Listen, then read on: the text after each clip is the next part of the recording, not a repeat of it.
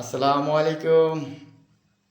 আমার প্রাণপ্রিয় দেশবাসী ও দেশের বাহিরে যারা আছেন ও সাংবাদিক সোশ্যাল মিডিয়া ভাই ও বোনেরা, আপনারা কেমন আছেন? আশা করি আল্লাহর রহমতে ভালো আছেন।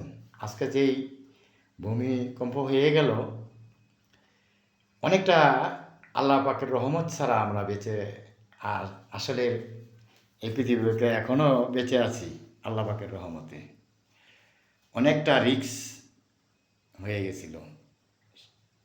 মাত্র 2 থেকে 3 সেকেন্ড, 5 সেকেন্ডের মতন। তো আল্লাহ পাক সবই পারে, আমরা বুঝি না। আল্লাহ পাকের নিয়ামতেও পারে, ওই যে বাঁচাইতেও পারে, মারতেও পারে।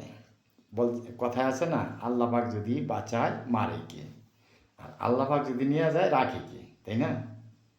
আল্লাহ রাসূলের প্রতি আমাদের সকলের বিশ্বাস রাখা উচিত যে না, ওনারা আছেন আমাদের প্রতি, আমরা যে তার বান্দা এবং উম্মত, এটা আমাদের মানতে হবে, তাই না?